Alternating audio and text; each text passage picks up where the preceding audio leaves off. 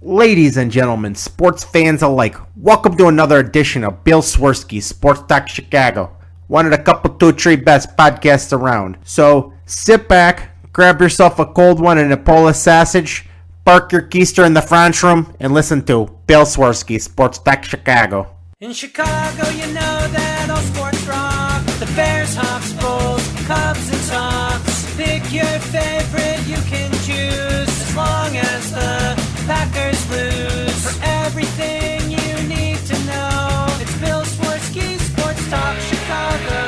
Bill Swerski Sports Talk Chicago. Hey everybody, welcome to another edition of Bill Swerski Sports Talk Chicago. This is your hosts, Alex and Sean. On this episode, we're going to be talking about the jettison of our least favorite Cub, Big Bears victory, and the Blackhawks not knowing who the hell they are, I guess. But first, I'd like to thank our sponsor, the Rockford IceHogs. If you're not familiar with the Rockford IceHogs, they're the AHL minor league affiliate of the Chicago Blackhawks. What does that mean for you? You get to see the stars of tomorrow today at family-friendly, affordable prices. The season is in full swing, and we're recording this on Cyber Monday. I'm sure they have some sort of awesome deal. I believe I saw an email about it. So head on over to icehogs.com. Get yourself a hat, shirt, jersey, tickets, and more. Tell them Swerski Sports sent you. Also, I'd like to hype up Hot Mic, the hottest new app in sports. You get, if you watch baseball, you watch basketball, you watch hockey, you get a hometown announcing pair that you can listen to it game in, game out. The NFL, they give you hot garbage. They give you Booger McFarland. They give you Joe Buck. They give you crap you don't want to listen to that don't care about your team. So guess what? If you can watch the game on your TV and then through the Hot Mic app, listen to a much better broadcast free of charge. Just head on over to Hot Mic, download the app for free, and I promise you will not be disappointed. Alex, how was Thanksgiving? Thanksgiving was wonderful, as always. Lots of good family, good food, a Bears victory. Cannot complain. I thought the weather was, it wasn't obviously warm, but it wasn't really snowy, rainy, or crappy like it was over the weekend. So I'll always count that as a win. Yeah, it's always good to have delicious food, and I tried not to gorge myself this year. I went for one plate and then went back for a little bit of seconds. Nothing crazy. Only had one piece of pie. I really tried to rein it in this year, so I didn't waddle home. Waddle. Man, that is a lot of sacrifice on the biggest eating day of the year. Right? Props to you. But really, it's just so I have more leftovers. Because I'm a vegetarian, and there's tons of meaty leftovers, but there's usually not a lot of vegetarian leftovers. So you eat a little less, and then you have leftovers for a couple of days rather than, maybe lunch the next day. Yeah, for sure. Leftovers are one of the greatest things ever. I know sometimes it could depend on the leftovers. There are a lot of leftovers that don't stay good for a while. But I mean, if you get a nice stuffing or, if you store mashed potatoes properly, then you can let that last over a few days. And that's always a good thing to have. And I mean, for us meat eaters, you can take all that leftover turkey and you can do a lot of things with it. I mean, just watch A Christmas Story when adult Ralphie lists all the things that they would have with all the leftover turkey that was gone. Turkey gravy, turkey hash, turkey sandwiches, turkey a la king, you name it. That and ham are like two of the best leftovers because you can do so much with that. Clearly the best leftover is cranberry sauce. Well, which out of which a can. kind of cranberry sauce? Out of a can. You mean the one that like holds the shape of the can and just goes? It goes. It is delicious, and my wife bought 4 cans just in case my mom didn't get enough.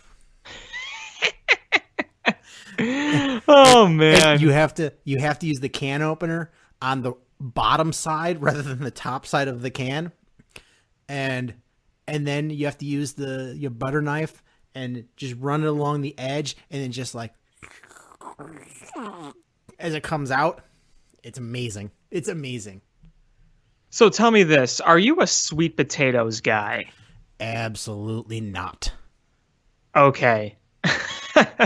I thought you were gonna go somewhere with that, like, ooh, I'm like, oh, I could tell you about these great sweet potatoes, but never mind. No, I could do without everything if I got good mashed potatoes and canned cranberry sauce. I'm happy, man. My favorite thing about Thanksgiving with our tradition is our Greek stuffing, which is very, very good. Like I could just make a whole meal out of that. Like it's so good. I always go back for like 3-4 helpings of it and just put a big old plop on my plate with a nice big metal spoon. Like it is just so satisfying. And it's one of those things where you know you're only going to have it once a year. So you cherish it. You absolutely cherish it. I saw a meme the day before Thanksgiving, and it had a family sitting around Thanksgiving dinner, and the little girl goes, "Why do you guys eat bread that was shoved off a bird's butt?" And the dad goes, "I have no idea, but we can't stop doing it now." And another guy goes, "Stupid vegans always asking questions. Anybody want more butthole bread?" And now butthole bread is my absolute favorite term for everything. I love it. I love it. I love it. I love it. Oh man. So yeah, Thanksgiving was nice. The long weekend was nice. I don't know if you had Friday off or not. I did. It was beautiful. I had to work the day, but there was nobody. There was like so few people went to work. All of my meetings got canceled, and I worked from home. So in reality, I just had a couple things I needed to finish, and I had nobody bothering me, and I just powered through everything. So it was a pretty chill day. Yeah, for sure. One of the things that I really enjoyed about this weekend too, in addition to not working, is I did a lot of fun stuff. Like I hung out with my friend who was house sitting this mansion in Elmhurst, just a few blocks away from me. So he invited me and a few of my other friends Friday night, and we just hung out in this big old mansion and played all these games they had in their basement, which has a movie theater and a lounge and kitchen and a gaming area just alone in that basement. Did that, and then went to another friend's house another night, and then last night I saw the movie Knives Out, which was amazing, by the way. I saw it Friday. It was so good. Loved it. I went with a friend. I don't want to spoil anything. Yeah, I don't want to spoil it either. I went with a friend who saw it before Thanksgiving. He got to go to a sneak preview showing, and so he was like, "I'll go again." I'm like, "Okay," and he told me he wanted to watch it again to see if, at the end of Whodunits, they tell you, you obviously they tell you what happened and who done it, and then they walk you back through the clues. A lot of times in the movies they'll cheat, and they really gloss over things, or they cut corners, and there's really no way you can see it. He's like, I wanted to see if it was accurate that once you knew who done it, you could go back and, they gave you all the breadcrumbs to come to that answer. And he's like, they really did. He's like, they did a great job. And he's like, it was better the second time. I picked up a lot more. That's what I've heard from multiple people. They've said the same exact thing. Yeah, he's like, I caught more of the jokes that I missed the first time. He's like, once you knew, the who done it, you could follow the clues a little better. And he's like, it was really good. So, question: who's your friend who told you this? Was it somebody on Twitter? No, it's okay. Yeah, a buddy of mine. I don't think he's on Twitter. Okay, because I knew a guy on Twitter on here, a good friend of mine, who did like the exact same thing. He had an early screening, said he loved it, saw it a second time, and then said it was even better a second time. But yeah, I'm definitely going to see it back a second time because I want to see the things I didn't notice. Because, I mean, like those types of movies, the way they hide things so eloquently, that's what makes a good mystery movie. Because it's like, oh, you see it once, okay, you know what happened, so there's no point. No, you go back and you notice a lot of different things. Yeah, it was hidden in plain sight. And I really, really got just a kick out of Daniel Craig's accent. And you knew that accent was over the top on purpose, just really goofy. But I loved it. It made his character so interesting. Captain America was a really good character too. He was just so punchy. You wanted to just punch him the whole time. And then, he just gets punchier and punchier as the movie goes along. So good. You know what I didn't realize? I didn't realize Sonny Crockett from Miami Vice was in that movie. Don Johnson. Yeah, Don Johnson was the son-in-law. He was Jamie Lee Curtis's husband. Yeah. I didn't realize he was in that movie until he was on screen. I'm like, oh my God, that's Sonny Crockett from Miami Vice. If I'm not mistaken, wasn't the guy who was the writer, the one who died in the the movie, wasn't that Yoda? That was the lawyer.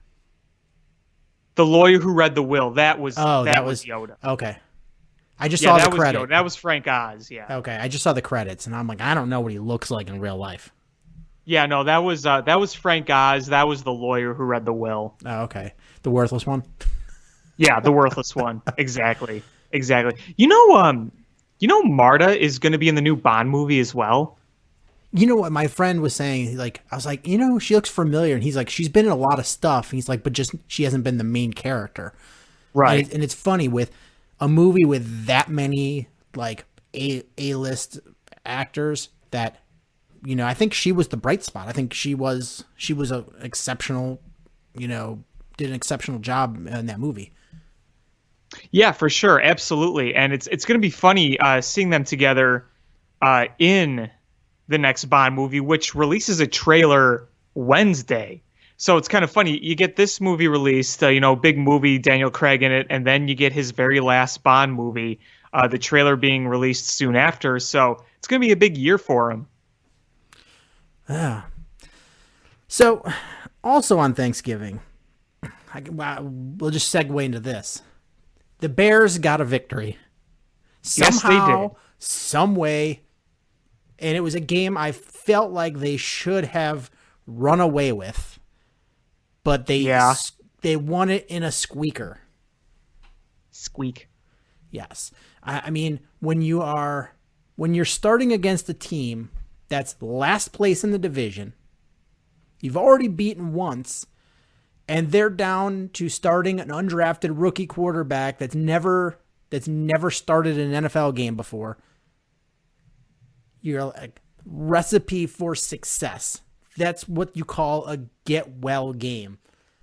And boy, you made it real tough. Yeah, I think part of the problem, at least this is how I saw the game as a whole, from the standpoint of facing Blout, was that his name? David Blout, what was that his name? The Purdue quarterback? He wasn't even good at Purdue. It was he was like a half starter because he rotated back and forth as a starter, basically. Yeah, he was David Blau. David Blau. I don't know why I was blanking on its name. I mean, that goes to show right there. From what I can remember from the game, and, I tried to rewatch the biggest moments, and, I could tell you about some of them, but it was pretty obvious that the Bears were not prepared at all.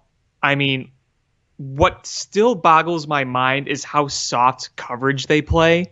I mean, look at that first touchdown. I mean, you can blame that on Prince Amukamara just not covering well, period.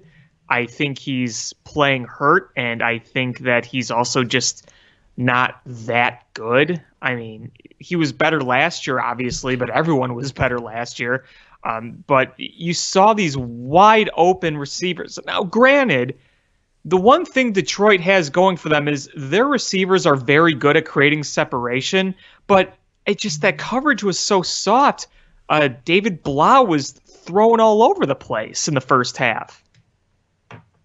On that first touchdown, the 75-yard one, the first completion of the game for David Blau. So Prince Amukamara bit on a double move.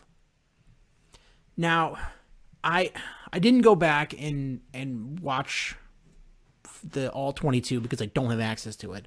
I'm sure I could find it somehow, but here's the options. If Prince Amukamara, if he's supposed to have help over the top and he goes for the double move, then trying to undercut it on a rookie quarterback where you're probably not expecting them to go deep like that. All right, I'm okay with that. It sucks and you can live with it, but it's shame on whoever was supposed to be over the top in coverage. Probably the safety.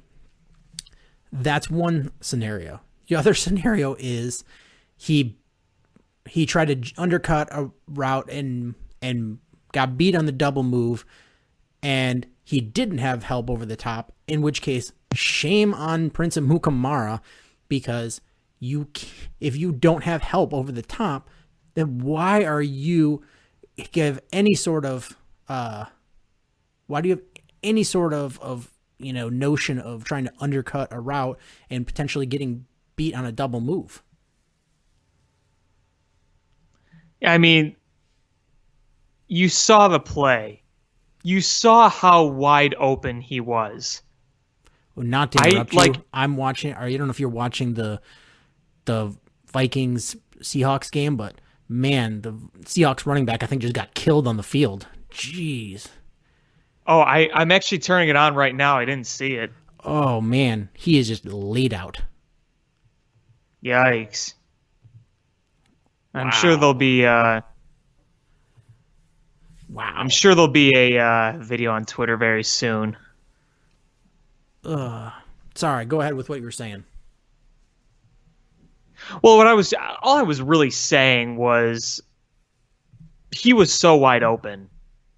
It was I couldn't even process what just happened because it happened so fast. There was nobody over the top, so it's clearly a blown coverage. Either the safety wasn't doing his responsibility and being there for the deep receiver, or Prince Amukamara knew he didn't have coverage over the top and then made a boneheaded play.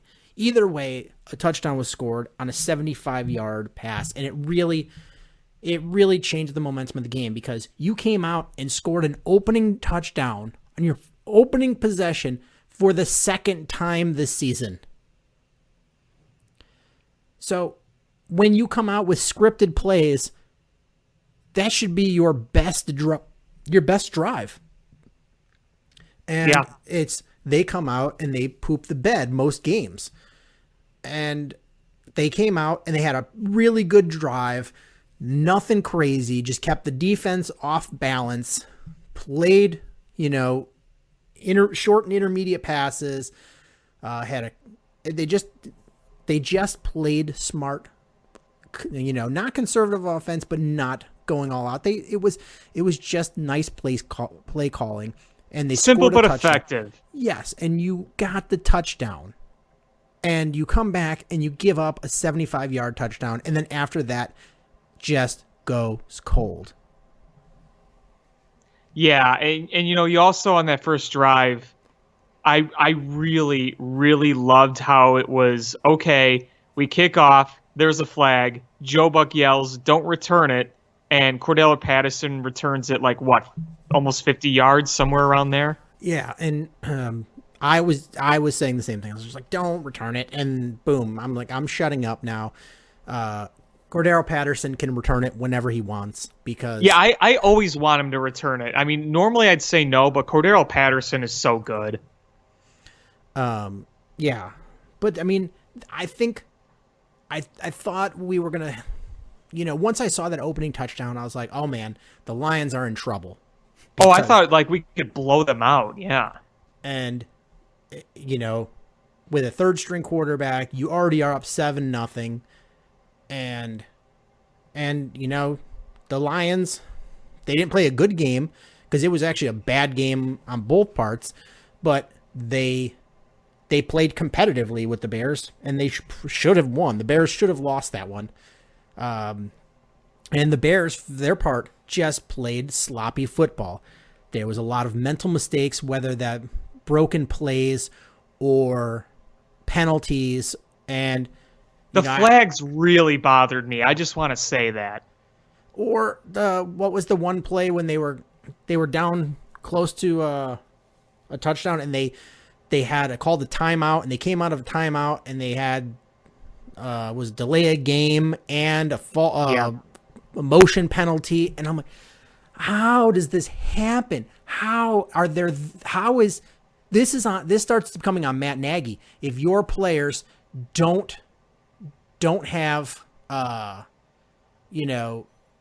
don't know what they're doing, so much so that coming out of a timeout, you still have penalties. They have so many problems consistently getting personnel on and off the field. It's at some point, Matt Nagy's got to take the responsibility of that and be like, hey, if we're having difficulty changing personnel, maybe we should have a couple of plays in a row with the same personnel to keep the momentum going and not worry so much about changing personnel to get that kind of matchup issues. Is just player based offense. It drives me crazy. Yeah.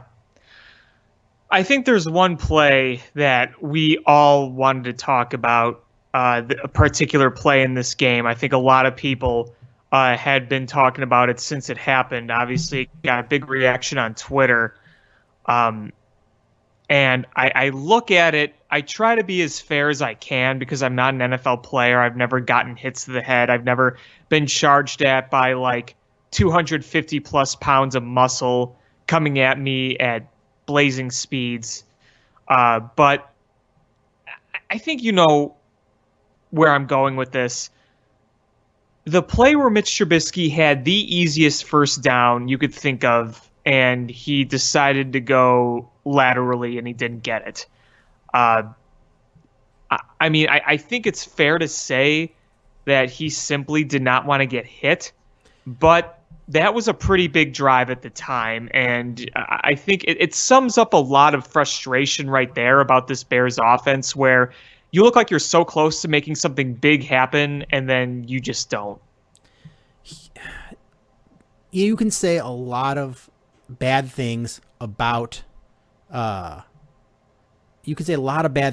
Jay Cutler, but one thing you can't say is he wasn't tough, because Jay Cutler would have gone headfirst into the biggest guy in the defense and tried to get that first down. But that guy was on the bike in the NFC Championship after he hurt his knee. He's a little wuss. It's frustrating. It's really honestly frustrating that that play happened.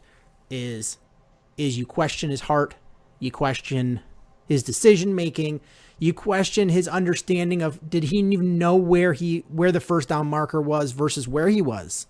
Right. I mean, it would have been an easy first down. In fact, it's on my screen right now. I have the highlights on as I'm seeing it. I mean, did he even know where he was? I don't know. I honestly don't know. Was he trying to be as conservative as possible? Let's just at least get points here, yada yada. I don't know, but that was a frustrating moment in this game. That and whatever they tried to do. You remember when they tried to go for it on 4th and 6? I think that was when I was driving to my mom's. Okay, so you probably missed that part. Yeah, And it was just the play was doomed from the start. that happens a lot. Is, when it's plays like that, it's like third and an important drive, a third and must on first down,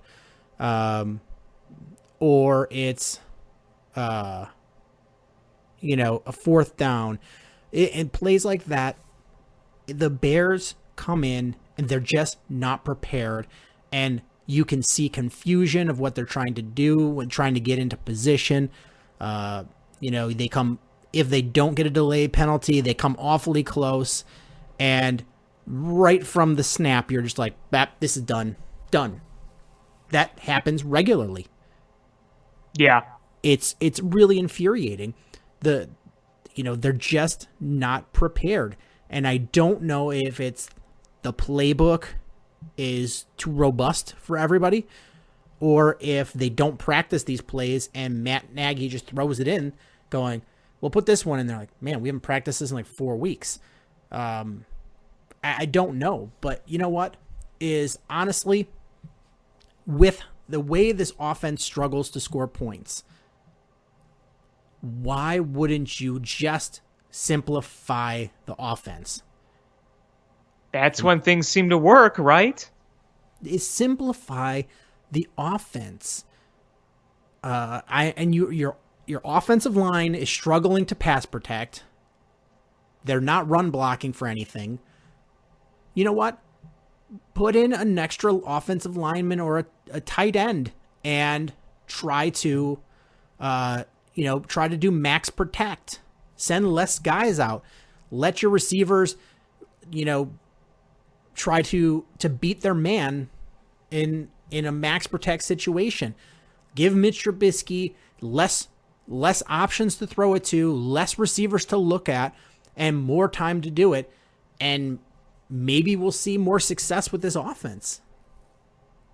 Absolutely. And, we have tight end troubles. And I saw that Cordero Patterson asked the coaching staff about playing the tight end position. And I don't know. Yeah, how do you like that? I don't know what the harm in that is. Dude, he's as versatile as it is already. I mean, might as well at this point. Is because your top 2 tight ends are hurt, and you've got so many injuries in that tight end position. You're on, Jesper Horsted, who made one hell of a catch, I must say. Yeah, I'm not hating on him. But he had 1 reception. What's the harm in putting a dynamic guy like Cordero Patterson on the field? What's the harm of having Cordero Patterson more involved, period? Why isn't he? Yeah. He's literally bigger and faster than anybody. Yeah. And again, and I know we reiterate this all the damn time, but guess what? In a game where there was a combined 44 points scored,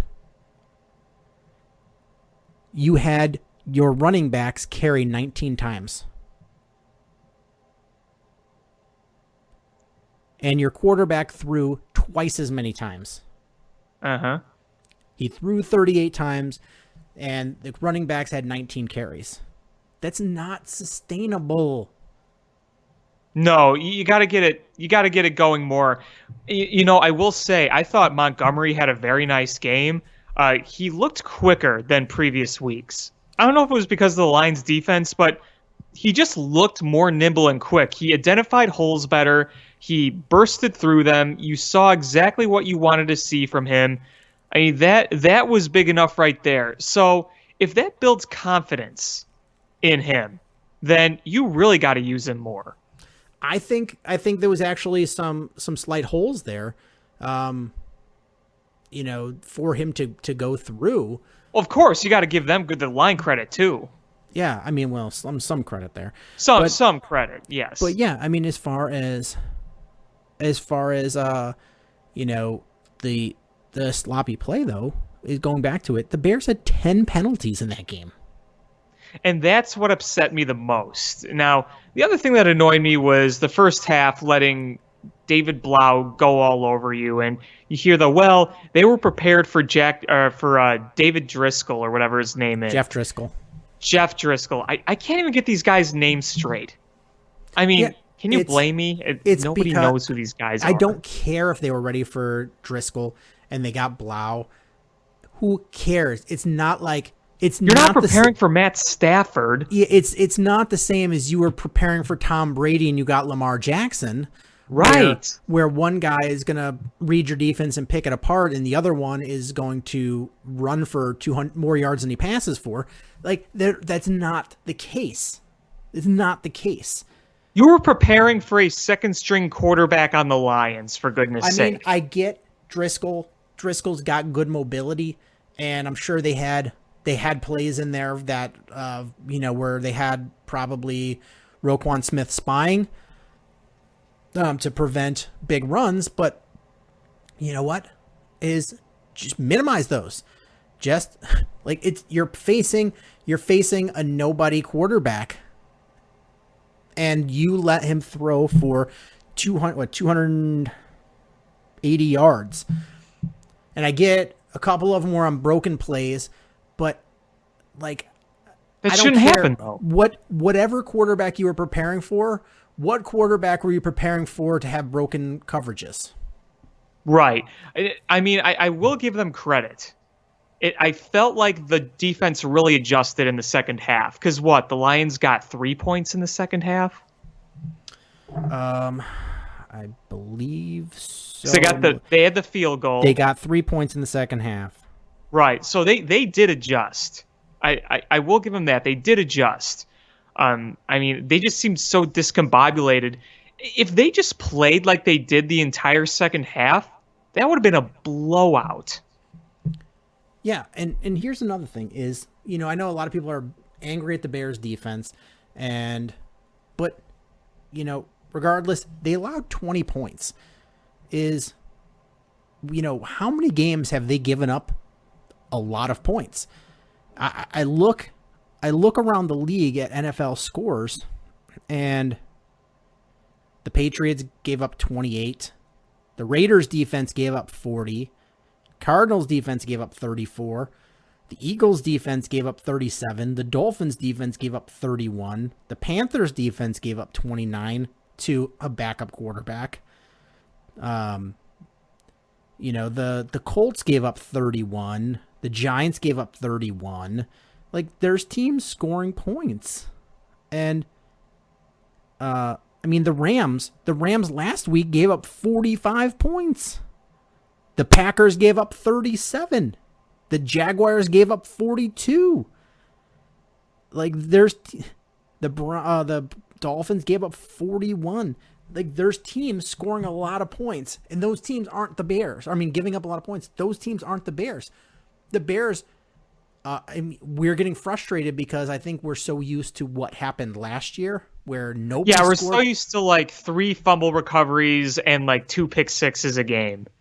Granted, they're not nearly as good as they were last year, but they are still, a pretty solid defense without Akeem Hicks, who is going to be back.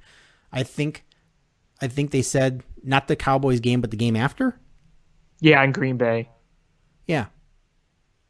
So not having Akeem Hicks makes a big difference. It does make a big difference. I get there are frustrating moments with the defense, but yeah, as a whole, it's hard to really say that they're bad. I mean, you can't say that they're bad. But with that being said, really like to see the secondary coverage tighten up a bit.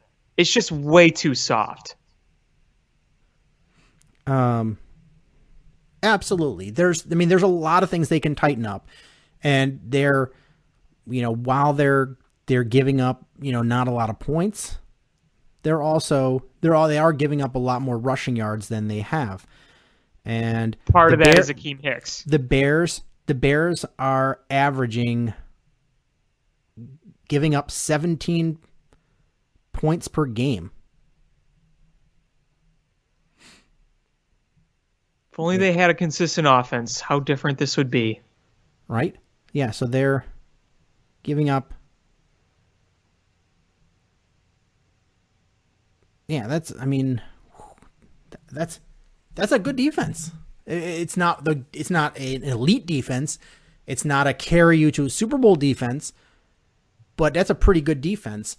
And the offense, I know I'm gonna sound like I'm clinking my Kool-Aid here, but I mean they still have a long shot, but there is a shot for them to make the playoffs. But they've got that offense has to find a way to put points on the board, and they have to find a way to stop so many 3-and-outs. Yeah, exactly. That the 3-and-outs are worse than the number of points that they're scoring. You know what the most frustrating thing for me is, and I'm sure you'll agree. When have we ever seen the Bears, when they've had a lead late, put together that drive that puts it on ice? We never see that. Where you run a few, you get a few first downs, you eat the clock enough, and then you take a knee. We never see that.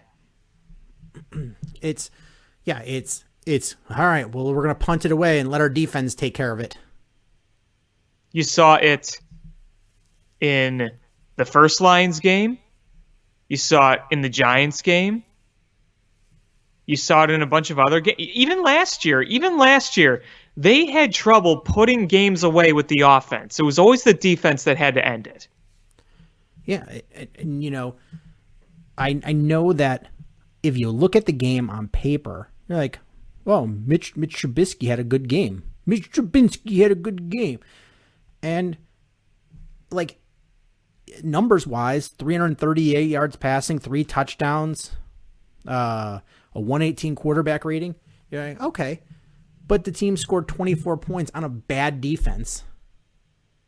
So, I'd say Mitch Trubisky did some things well and had a game. Wasn't bad, wasn't great. That's how I put it as, did Mitch Trubisky win you the game? Absolutely not. But was Mitch Trubisky the reason that you almost lost? Also, absolutely not. Right. I would say number one, if you would have lost, it would have been the absolute sloppiness with penalties and blown coverages. I agree. Sloppiness would have been the biggest problem. Number 2 would have been the offensive line, and probably 3 tackling. And Mitch was not the major problem. But you know what? We have a long, storied franchise history. We deserve better than, well, our quarterback wasn't the worst on our team, and it wasn't all his fault that we weren't good. But there's so many things he just, he's best when he doesn't have to make a lot of decisions. Yep. Like, I don't think he has an inaccurate arm. I mean, he throws a lot of inaccurate passes, but you see so many accurate passes. I think he just can't focus on his footwork and focus on, reading progressions at the same time. I just don't think he's capable of it. Also, I just don't think he is. I think he needs a very simple system with limited numbers of reads, because he's not going to be able to read a defense. And right now it worries me because you're in a position with him where you've got to shit or get off the pot, because after this season, you have to make the decision of whether you pick up his 5th-year option, and it's going to be a lot of money. Yeah, it is. And I really hope that they make the right decision when it's all said and done. And I mean, I would be surprised if they didn't pick up the 5th-year option, because then it gives you 2 more years to figure out, do you want to give him a big contract? And if the Bears are smart, they absolutely do not give him a big contract. Is, if need be, you franchise tag him. Yeah. Mm-hmm. I agree. I'm right there with you. The last thing I want is Jared Goff 2.0. Absolutely. I have a friend who's a Rams fan in Southern California, and he's like, oh man, what did the Bears front office see when they drafted this guy? I'm like, what did the Rams front office see when they gave Jared Goff that contract? Yeah, we don't want that. There's no way we want that. Because now Rams fans are saying the contract is good if you like puke. Holy crap. So I'm looking at what would the Bears' 5th-year option cost on Mitch Trubisky. Around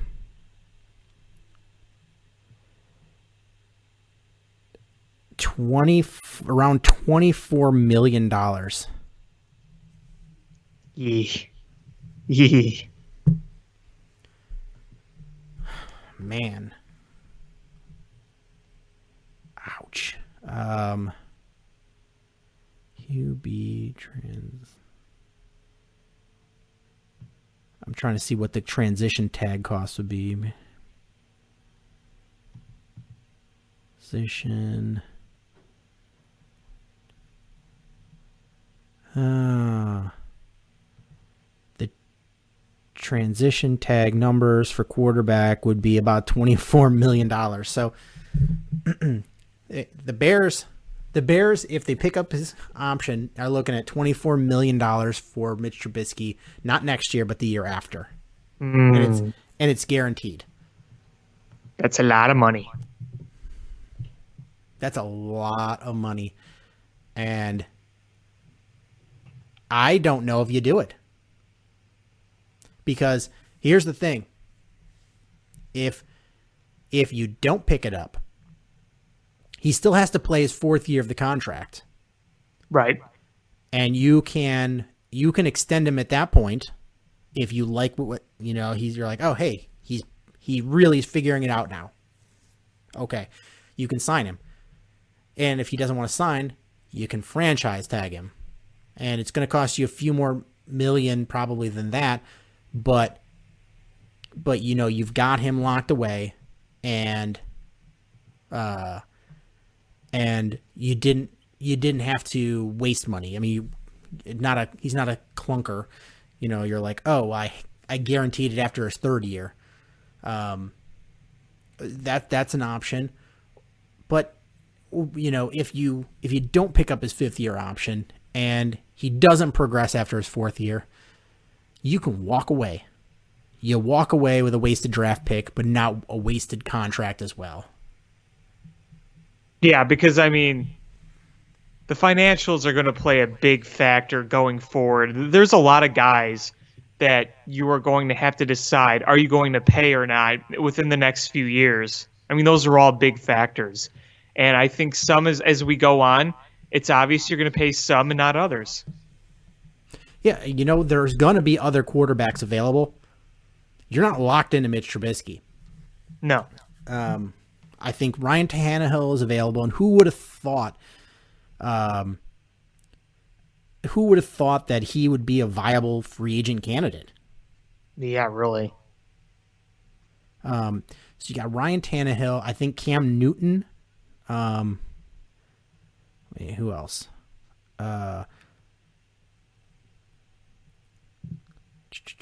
Andy Dalton. Ryan Fitzpatrick, Ryan Tannehill, Eli Manning, Phillip Rivers, Tom Brady, Dak Prescott, Nick Foles, Marcus Mariota, Jameis Winston, Blake Bortles, and Teddy Bridgewater. What a list. A lot of old guys on that list. A lot of old guys. And Tom guys Brady past their primes. Tom Brady looks like Father Time might be starting to catch up to him. Yeah. I think being 42, playing how many games, playing how many playoff games on top of that, I think he may be at the end of the road here. But I watched the end of that Eagles-Dolphins game, and I'm gonna say I don't know how he did it, but Ryan Fitzpatrick is simultaneously an amazing quarterback and trash. I know. you're watching him and you're like, oh my God, look what this guy does. And then you're like, oh my God, look what this guy does. But in the complete polar opposite way. I don't That is know how so he does true. It is so true. You're like, the guy will put up 400 yards passing and 5 touchdowns one game, and the next game comes back, throws for 150 and 4 picks. Yeah, what the hell? How is this the same guy? And he's like an enigma. He goes from Fitzmagic to Fitztragic. Absolutely. Like with the switch. It's amazing. But yeah, I mean, there's options. If you're the Bears and you don't think Mitch Trubisky is the answer, is don't pick up his 5th-year option. Make him play through his 4th year and sign one of these other guys. Because you know what? Worst case scenario is you got a better backup. Honestly. True. No, that's true. Because Trubisky is better than Chase Daniel. And if somebody beats out Mitch Trubisky, then Mitch Trubisky's your backup. And he's better than Chase Daniel. And if Mitch wins the competition, then you go, he beat out this guy we brought in to be a competition for him. Maybe he's that step forward. Yeah, no, that's the way you got to approach it, because I don't think they're going to have what it takes to trade up in the draft to draft a quarterback, or at least somebody they'd really want. There'll be guys on the board, but are they worth it? There's going to be guys, but they'll have 2 second-round picks, but I don't know who's coming out. I don't know. I mean, the success of second-round quarterbacks is not that high. Right. Unless you're Tom Brady.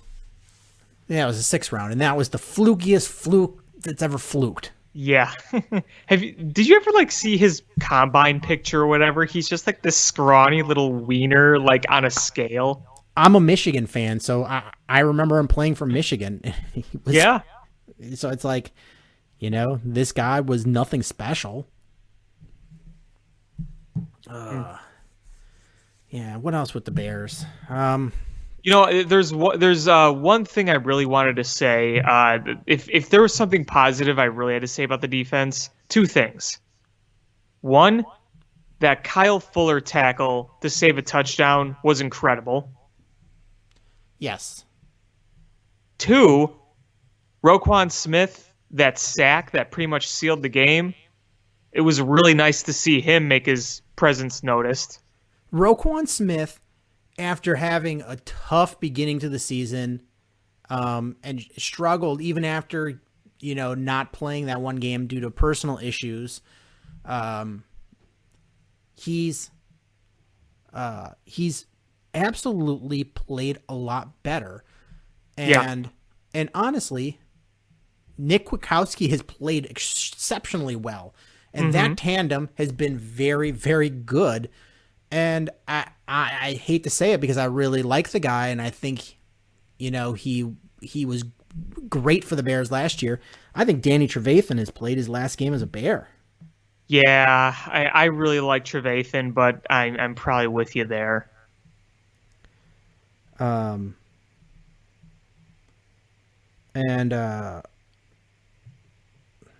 looking, and they're talking about Cam Newton being cut after this year. Yeah, that's why a lot of people are talking about him and the Bears.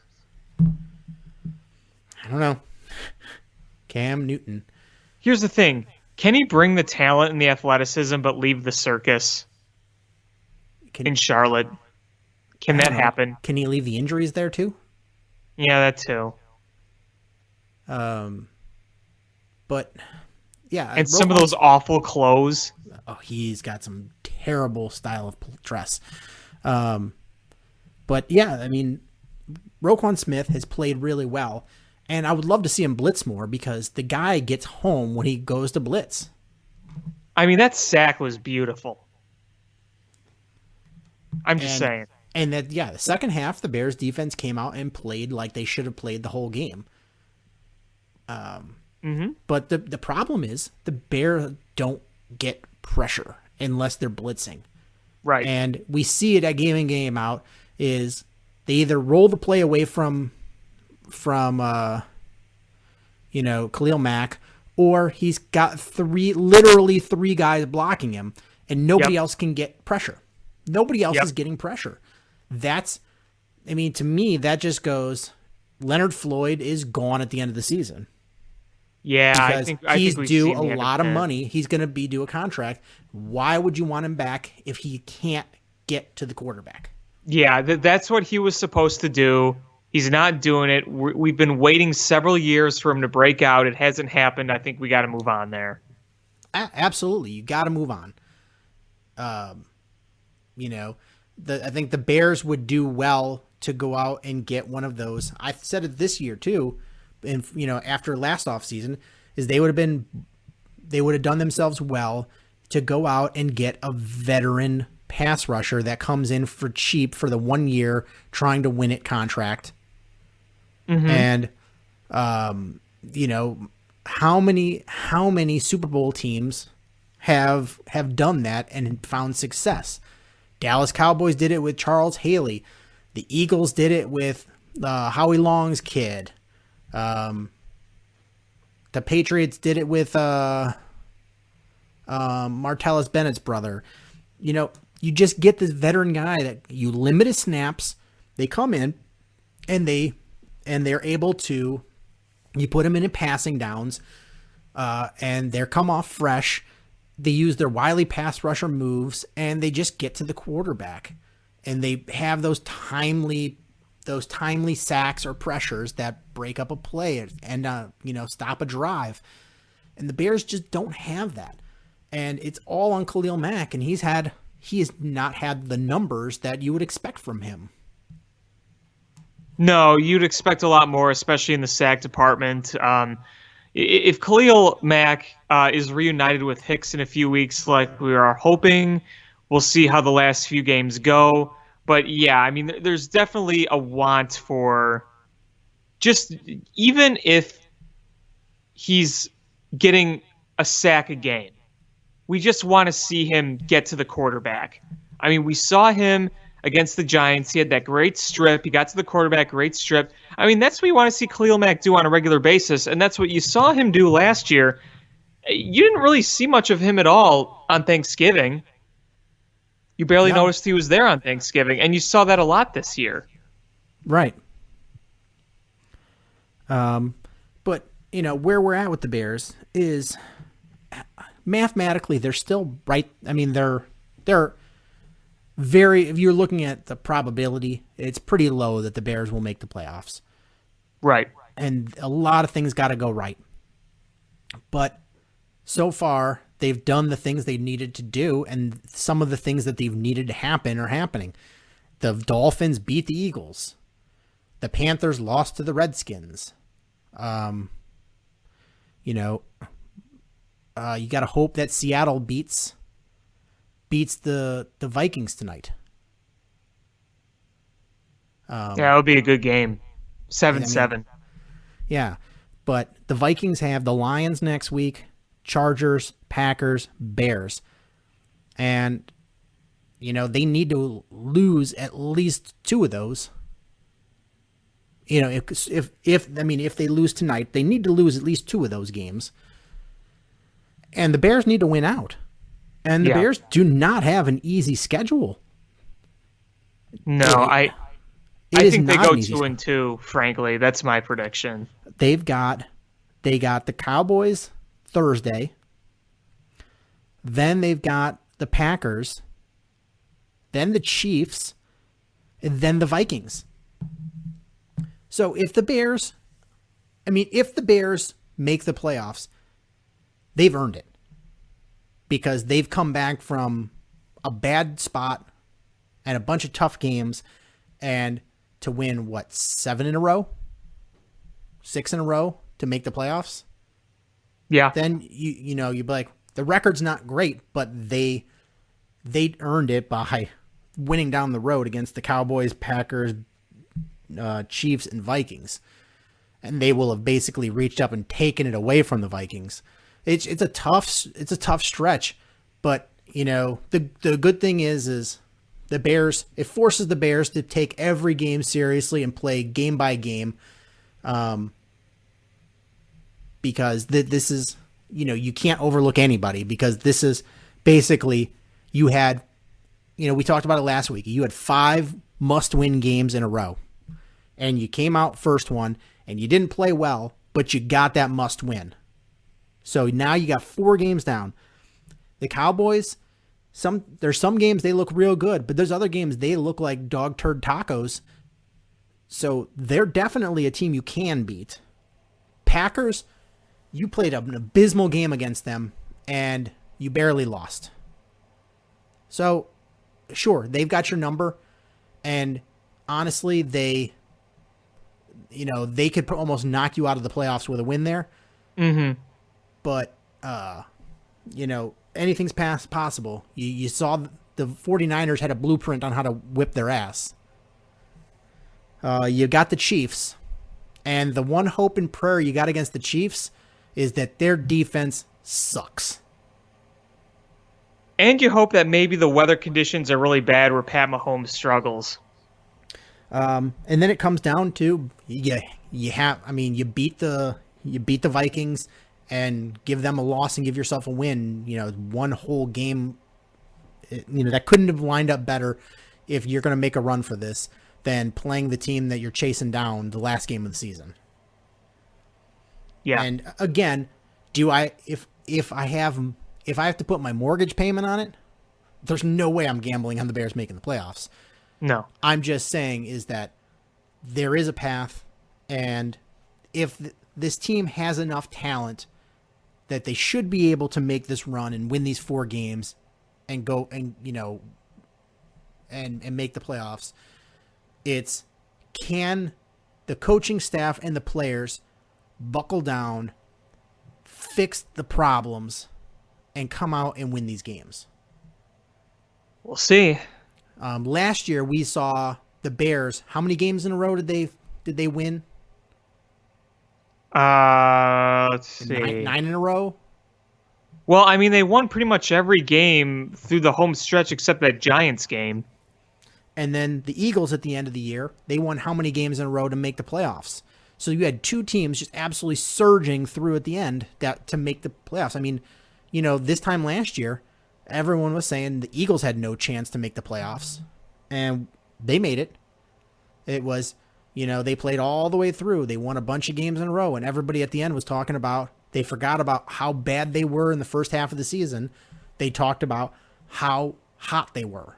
And, granted, they've got a better quarterback than we do and a better offensive line, but, we've got a better running back and better wide receivers. We should be able to come out and do something good. It's just, does this team have the will to do it? Again, we'll see. I think they have the will in them to do it, but will they actually execute is the question. I mean, I'd feel a bit better had they won convincingly these past 2 games. I mean, you barely beat that god-awful Giants team. You barely beat that god-awful Lions team twice. I see them winning 1-2 more tops. Realistically, yeah, 1-2 more games. If they went 0-4 in these games, nothing will shock me at this point. They've had bad enough performances where if you say, if you told me, hey, I looked in the future and the Bears lost all 4 games, then I would be like, okay, I can buy that. Me too. But they've got enough talent, and they're, what they put together last year with essentially almost the identical team, and you said that they went out and won all 4 games, then I would have been like, okay, I buy that too. I anything in between, I can't predict what they're going to do because they've been so inconsistent that, I would never bet money on this. There's teams that, they might have a clunker every once in a while, but they put together consistent enough effort that you feel confident to gamble on them. And the Bears haven't done that this season. And I just, I don't know. We're going to go week by week. And so that's all you can do. You have to take it one game at a time. I'm looking over my shoulder and slowly clinking, not too loud with my Kool-Aid spoon. I'm Clink. just clink, Clink, clink. clink. Like I'm trying not to wake up a baby. But, if we beat the Cowboys, I'll clink it a little louder. We beat the Packers, I'm going to clink it pretty loud.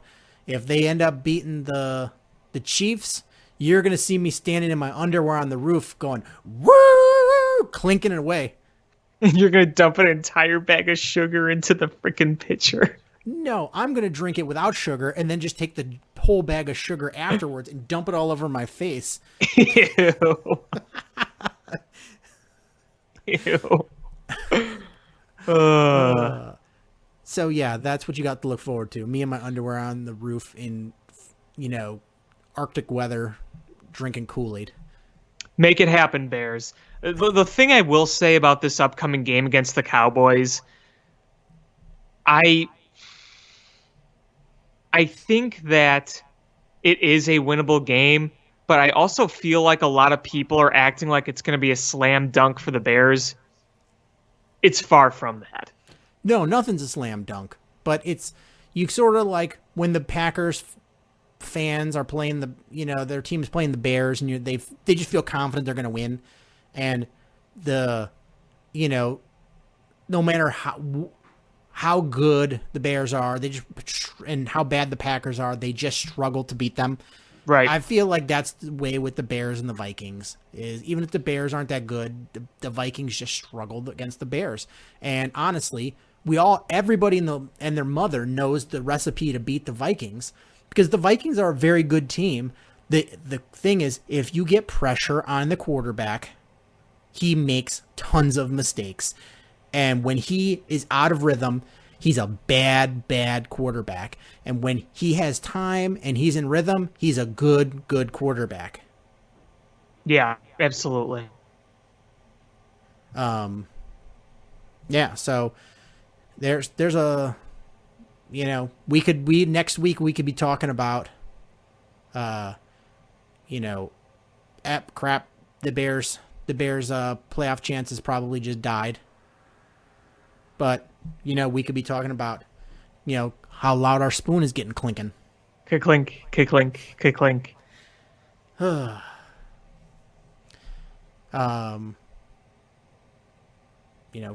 Should we move on to baseball, or do you want to talk a little hockey? Whatever you want. Let's move on to baseball. I want to talk about, there's not a lot to talk about. We're still in the slow season, but the Cubs did not tender a contract to Addison Russell. And, thank goodness. It's one of those things is I think that we all knew academically that the Cubs weren't going to do it because of the value of the contract and how bad he was last year and the shitty things he's done and how much the fans hate him, that do the Cubs bring him back? That doesn't make any sense. I think we all knew that academically. But then I think there was that part in the back of our mind, the fandom part, that went, what if the Cubs do bring him back? Yeah, I was definitely feeling that. Yeah, I was that definitely feeling little that. part of us that, if we were a fan of any other team, we'd be like, no, Cubs aren't bringing him back. Don't be ridiculous. But as fans that, heart and souls on our sleeves with this, we're just like, what if they bring him back? And that's what we're at with that. And now it's official. They didn't tender him a contract. Yeah, it was. This should have been done a while ago. They should have gotten rid of him a while back. It was a long time coming, but I'm relieved they finally did. While I hope Addison Russell, can rehabilitate himself for the betterment of his family and the people he's hurt. I think it's obvious to me that he should not be playing here for a number of reasons, and it was just so aggravating to seeing just dumb thing after dumb thing he did last year in big games. And, whether it was a fielding error or not reading the signs, not running the bases, striking out in a big spot, not hitting. If Theo was going to continue to preach accountability and production over talent, then there's no way you can continue to have him on the roster. And I don't care if he's younger. I don't care if he has years of control. That doesn't mean you're valuable. If you don't contribute, you're not valuable. Absolutely. What else with the Cubs? They hired a new first base / hitting or catching coach. A very well-respected one, mind you. Yeah. And so that means Will Venable will not be the first base coach next year. Unless they want to have 2 first base coaches, which a little unorthodox.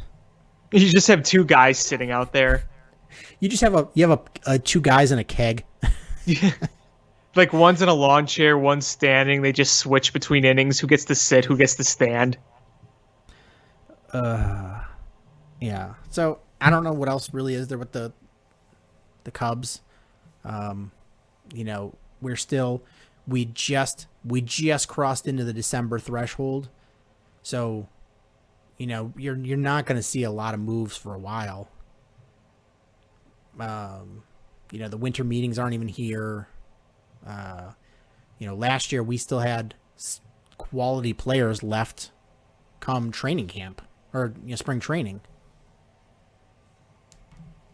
Yeah, you're going to see some of these names who've been non-tendered. I think the Cubs are going to take a look at. I mean, there's guys all over the place. I could just name a few. Like Blake Trinan is one of them. Cesar Hernandez is one of them. It looks like there are some guys that are going to be out there that are going to be very intriguing for the Cubs. Whether he fits a need in the bullpen, whether he fits a need in the lineup defensively, or just a guy that can contribute as a contact bat, there will be guys available now. And so I think if the Cubs are not going to spend a lot of money, then you could take a look at some of these non-tender guys. Obviously, you don't want to completely rely on these non-tender guys, but I think it's worth taking a shot on a number of them to try to fill some holes. I mean, as far as middle relievers go, high leverage relievers, you sort of want a guy with a track record. And if somebody gets hot, you can put him in that role. But honestly, as far as middle relievers go, is the turnover rate on quality middle relievers is really fast.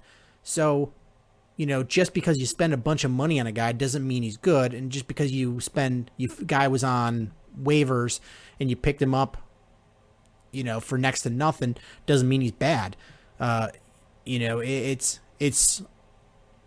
a little bit of trying to find a right mix of styles and finding some qualities in guys, and then a little bit of crossing your fingers and praying to put together a bullpen.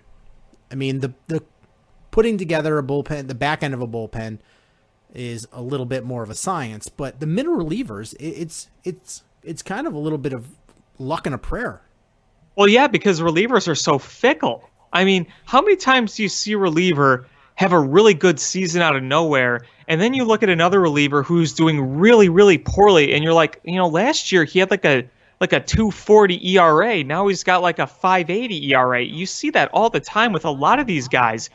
Sometimes you sign a guy off a career year and they totally dip.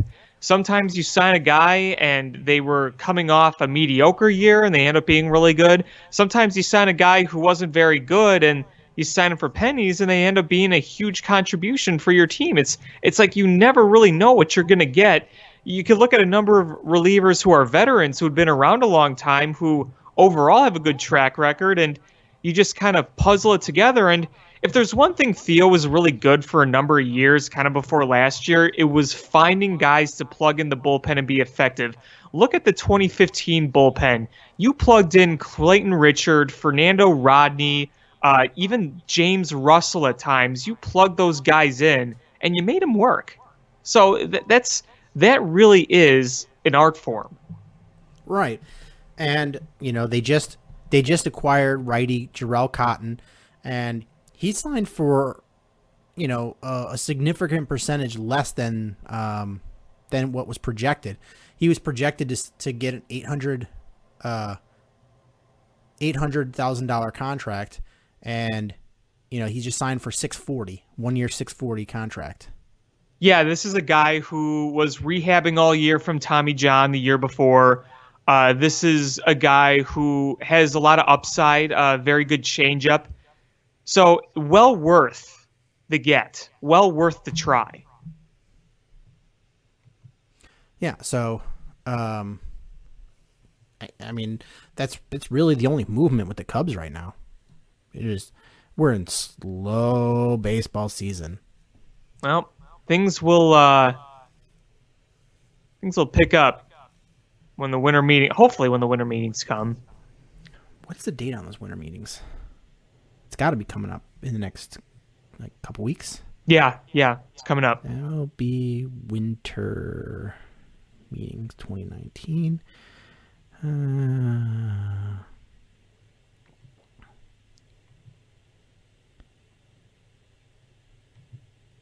December 8th through 12th. So this weekend. Yep. Mm-hmm. In the Hilton Bayfront San Diego. I have stayed in that hotel. It's a lovely hotel. Yeah, I have. Lovely hotel. Not surprising. I'm sure if the winter meetings happen there, it's got to be a nicer hotel. Yeah, no, it's nice. I have also in the lobby met Kevin Smith. Really? Yes, I also met. I don't know if you watched Sons of Anarchy. A little bit. The main dude. Oh, you met him there? Yep. Yeah, it's a big hotspot for celebrities during San Diego Comic-Con. Oh, okay. Yeah. I also met Olivia Munn there. Really? Yes. We have several photographs of the two of us. We did 2 photos of like typical high school type photos where, I was whispering in her ear and she's laughing. Another one where they were laying down, different directions, our heads next to each other. Yes. Interesting. But White Sox, not much more news there. I mean, they avoided arbitration with James McCann, and they gave him a 1 year, $5.4 million contract, which, I mean, they've got the money, number one. Number two, it's nice to have his bat where you can either put him in as the, a backup catcher like on rest days for Yasmani Grandal, or you put him at DH. Gives you more opportunity because you really struggled at the DH position. So now you've got options. On days that Grandal pitches, you could put McCann at DH, and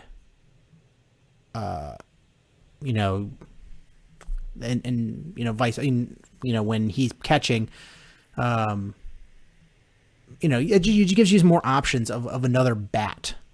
And he had a really quality start at bat in the beginning of the season. You've got a lot of money tied up in the catcher position, but it's a team that has very, very low payroll. Yeah, I mean, it was no surprise to me that was a move they were going to make. I was pretty much expecting them to make that move with McCann, so I'm not shocked. Yeah, so he's an expensive backup hitter, but McCann's slash line last year was 273, 328, 460 with 18 home runs. Yeah, he definitely had the best year of his career with the bat last year. but he's still a very valuable player no matter what in terms of a backup catcher. Right. And, the one thing that does scare you is his BABIP was at 359. I mean, I really don't expect him to break out hitting again, but I mean, again, at least he's valuable as a catcher. Right. So yeah, I mean, good move there on the White Sox part. You have plenty of money. Is tie some of these guys down. Bring talent back. And Yomer Sanchez cleared waivers, and he's elected to become a free agent. So, while it sucks, I think he could have been useful on this team. $6.2 million for, whatever Yomer Sanchez brings to this team, not worth it. No, it's not.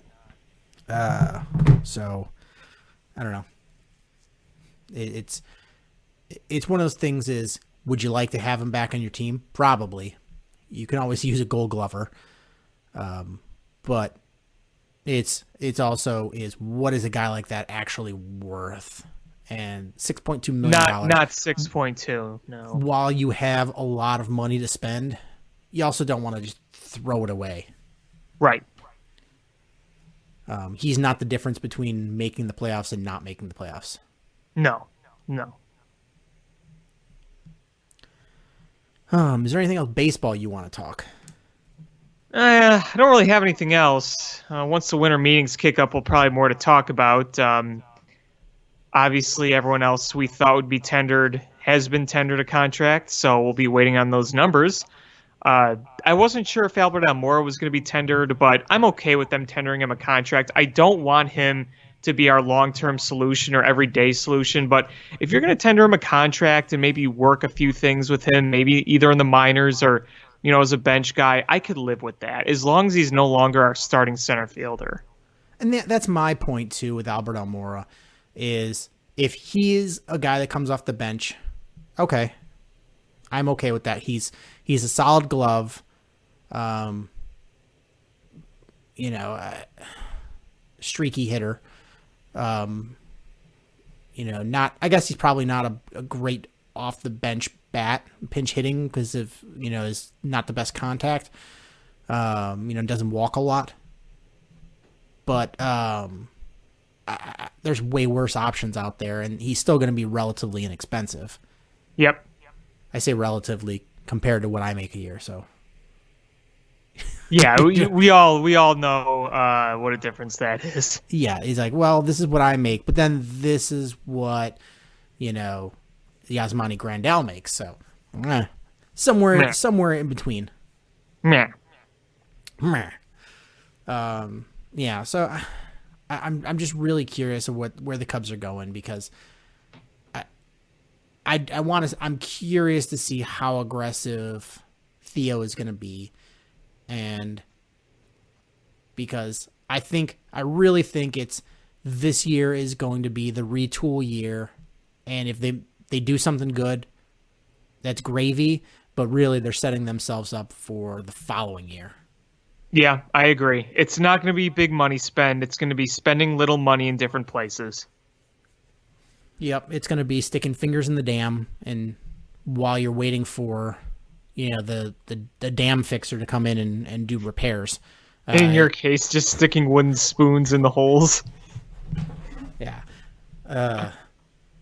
But they're just going to be plugging things and see how things work. And I think the big push is going to be for 2021. And who knows?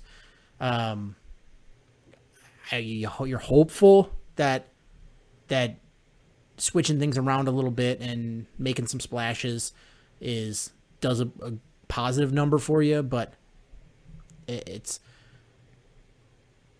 guys need to come up next year and play better. You need to see better numbers out of pretty much everybody. Yeah, no doubt.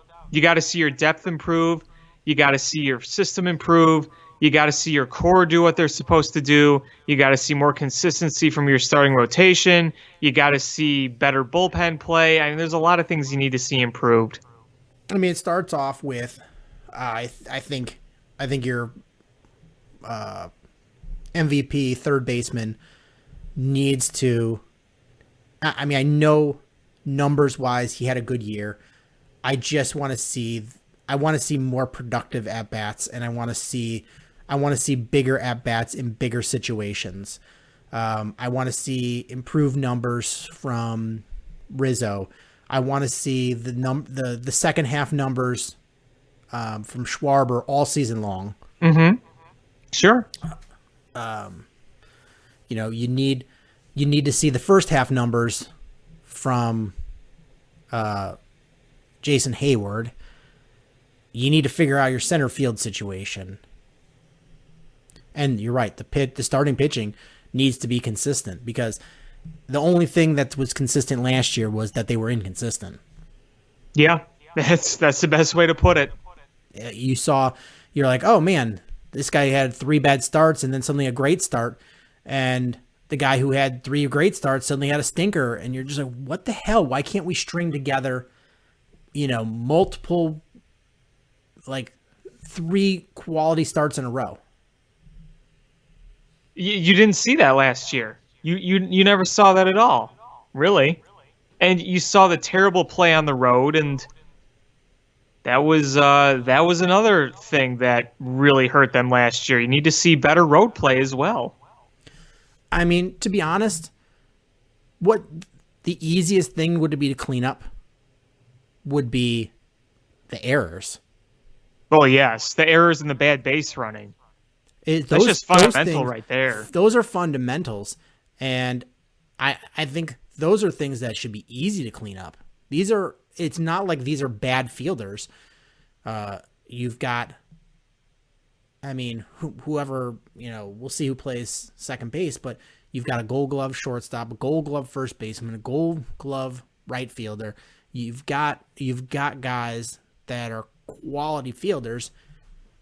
You should be able to put that together better. I mean, that was a hallmark of what they did when they won the World Series, is they just played phenomenal defense, and it helped their starting pitchers because they got them out of so many jams with good defensive play behind them. Exactly. I mean, they were like a historically good defensive run saved as a unit. Yeah, you're not going to have a stud rotation like 2016 this year, so you better do everything you can to save runs behind them. Well, I think who they need to bring back. John Lackey. Now that should be your third base coach. Third base. I mean, you've got a new first base / catching coach. He could be your third base / yell at the umpire coach. Yep. Well, I suggested before, if you just want to hire him to go after umpires when there's a bad call, you just have him caged up like the Tasmanian devil, and then you just lift the little gate and he goes out. He comes running out like he's George Brett with a pine tar bat.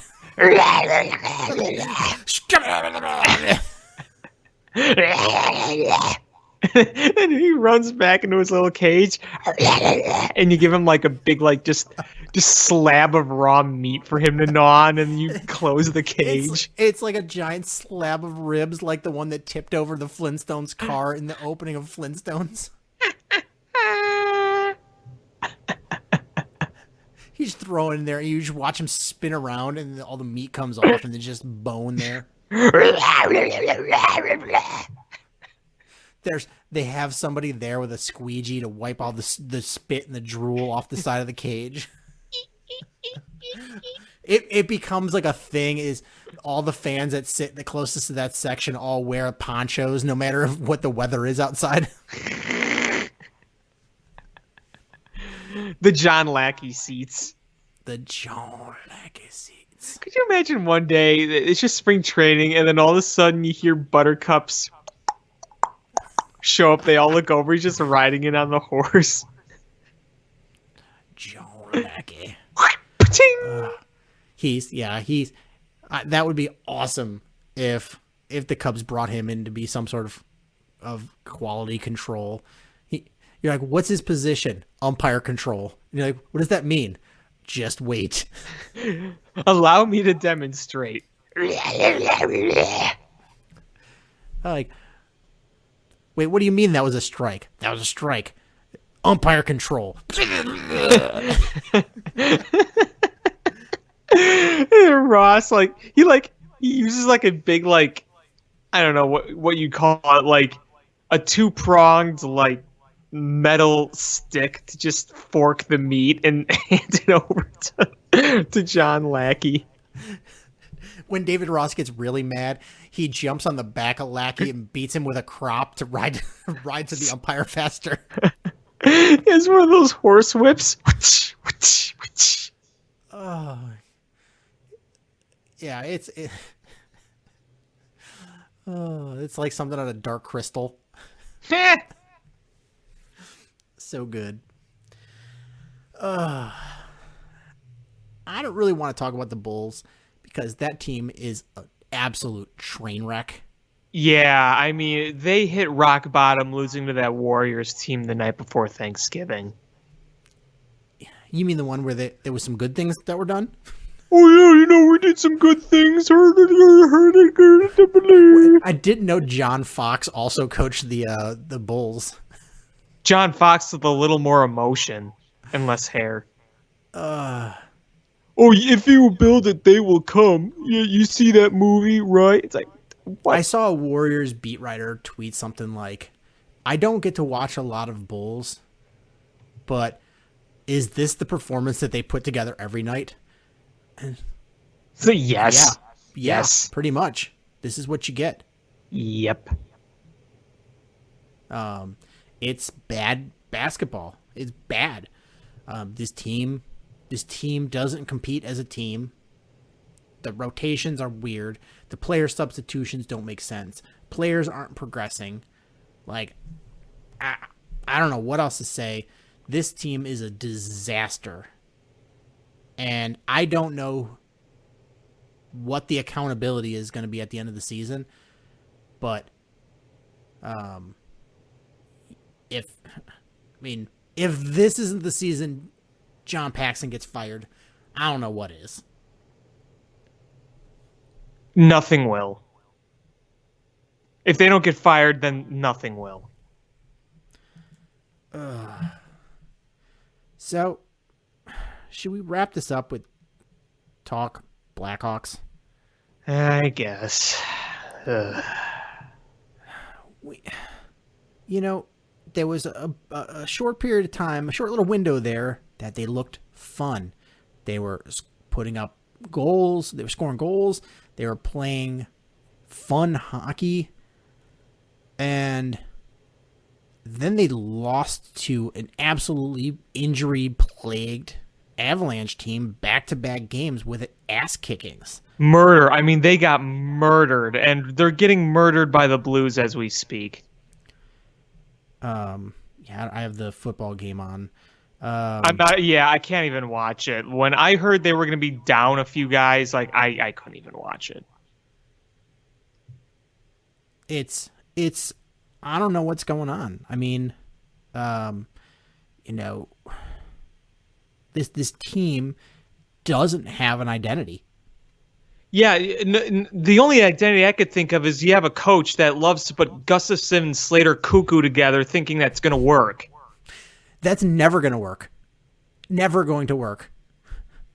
Stop, and you're letting Boqvist play in the AHL, which at some point you got to say, all right, can we have our big future defensive prospect up and playing again? For him to develop and not to see Slater Cuckoo and Eric Gustafsson together. And now it's 10 times worse because Duncan Keith, who'd actually been playing pretty good this year, or at least, solid, is now hurt. This defense is terrible. Beyond terrible. And the hope was that they would figure out something in the offseason, and they didn't. Nope. You know, so like they're coming off of a 7-3 drubbing, a day after a 5-2 drubbing. Like 12-5 in back-to-back games is not good hockey. It is good. You know, you have Robin Leonard screaming. Yeah. I don't know what was said. That's never good. No, I mean, give credit to that guy for showing some emotion. He clearly cares. You have DeBrincat finally scoring a goal with a long drought.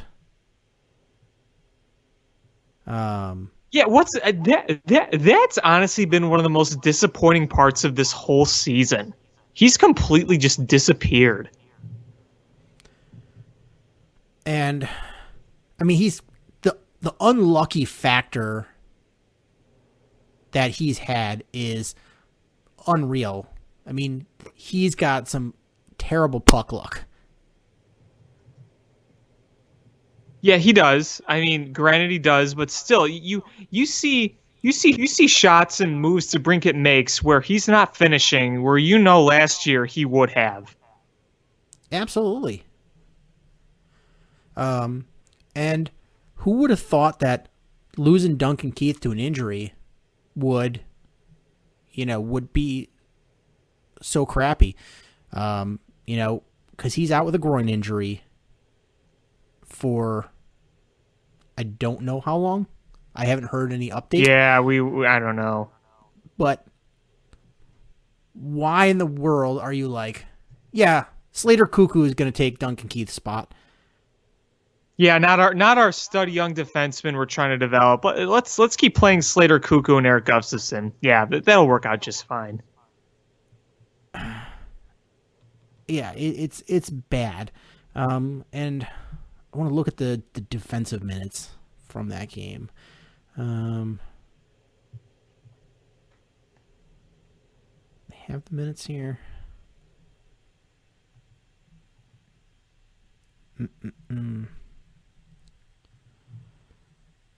Ice time from the defenseman. Eric Gustafson had played 22 minutes. Slater Cuckoo played 15 and a half minutes. Ali Mata played 17 and a half minutes. Connor Murphy played almost 20. Seabrook played almost 20. And Dahan played almost 20. Like, Seabrook can't be playing that many minutes on the ice. And Slater Cuckoo shouldn't play that many minutes on the ice. No. Slater Cuckoo. It is a great name. Great name, but It's a surf name. Slater Cuckoo. Yo, man, Slater Cuckoo just hung a 10, brah. Yeah, brah.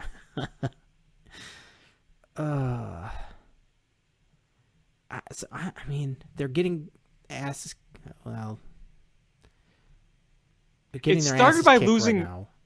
It started by losing close games to then winning, then back to losing, then getting your ass kicked losing. It's basically how it's gone.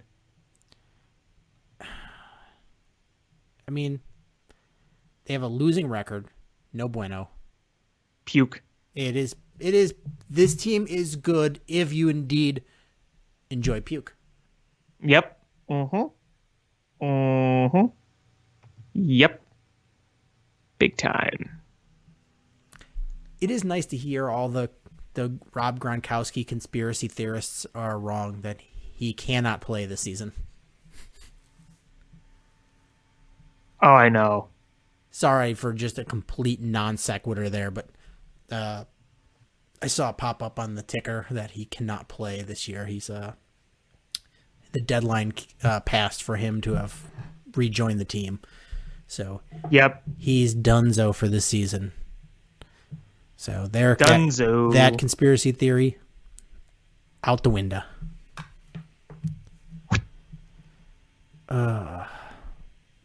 What channel is the game on, the Blackhawks game? I don't know. I don't want to look. I can't look. I'm so glad I missed that game in Colorado. I watched the first period of the game at the United Center between the Avs and the Blackhawks, and I'm like, okay, that's it.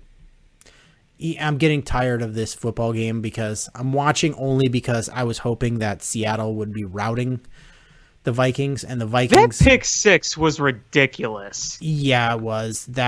I don't know who Russell Wilson was trying to tap that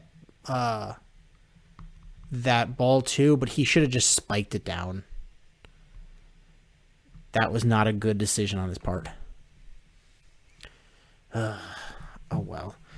Yeah, Blackhawks. This is shaping up to be a rough season. Yes, another rough season. And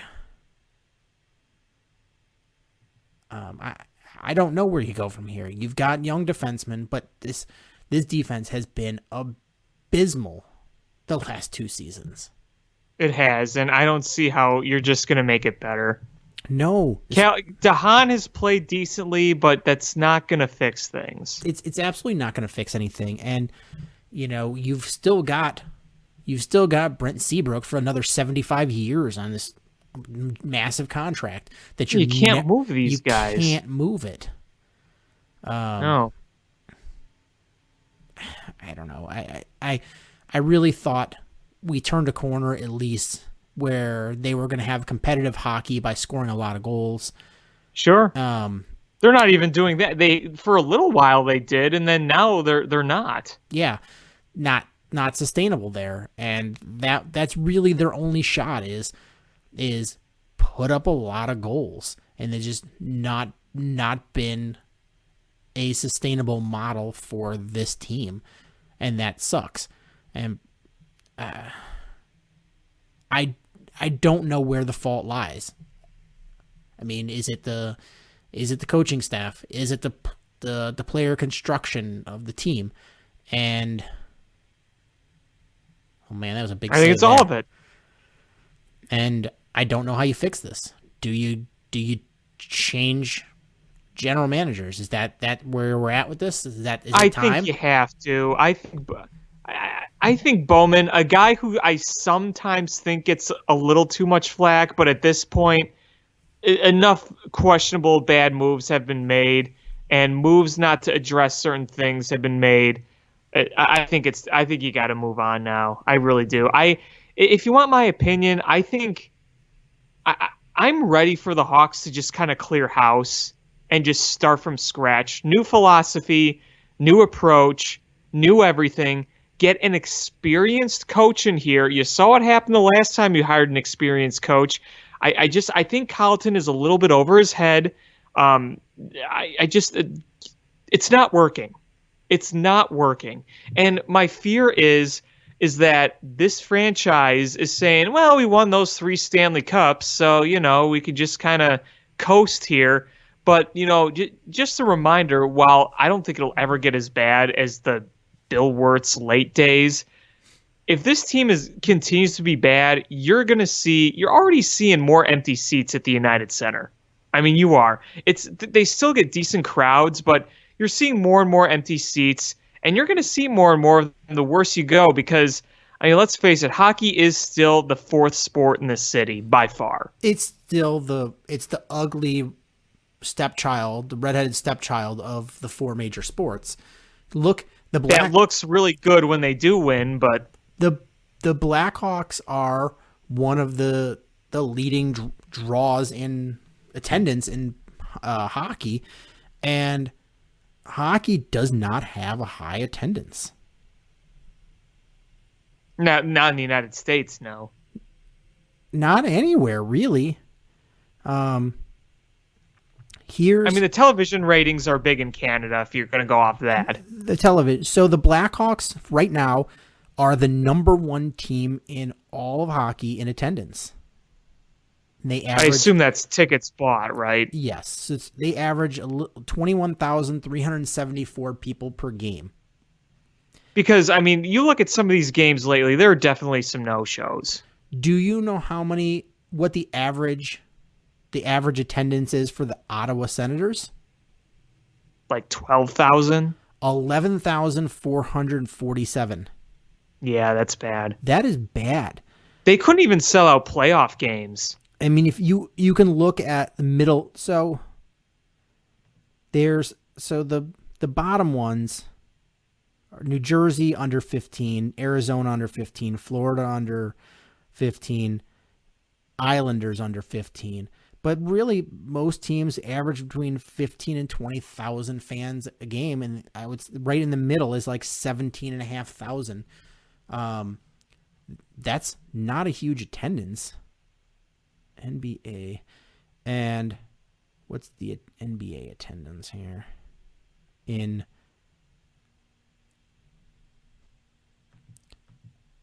That's crazy. The Blackhawks outdraw the number one attendance NBA team. Well, you got to remember the United Center is bigger than most indoor arenas. But no NBA team outdraws the Blackhawks. Not NHL, NBA. So that means that just all that revenue is from TV revenue. More people, well, yeah, I mean the people viewer is NBA. much bigger. The viewership is much bigger on TV for the NBA. Yeah. But again, remember the United Center is like one of the biggest indoor arenas in the United States in terms of capacity. And the Bulls are sixth in attendance. Still, and that's only going to get worse. They were in the top two, I think, most of the last several years. I just want to see it get down to, the 14, 15,000 mark instead of 19 and a half. Which is still going to be pretty hard to do, but yeah. Oh, it's really hard for a Chicago team to get that low. I mean, we've seen it happen, but the way sports is now with corporate seatings and things, that's hard. Right.